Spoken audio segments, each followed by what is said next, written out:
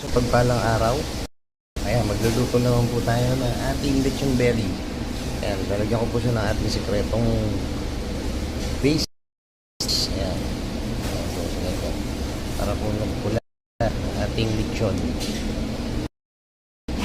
After po na marinate siya ng 30 minutes, saka po nasala ang ating lechon belly. Ayan, pinapainit po muna natin ang ating oven. Ayan, guys, mamaya babalik po tayo kung sinalang na po natin ang ating lechon belly. Okay, so pagpalang araw po sa inyong lahat. Ayan, nagsalang naman po tayo ngayon ng lemongrass chicken. My own version of ulihaw na manok. So, basting natin. Ulihaw na manok. Ayan. Tapos dito sa oven, isalang po tayong lechon Macau. Ayan, napakalaki po. Nasa 4 kilos po ang isa. Nagsalang po tayo ng dalawa.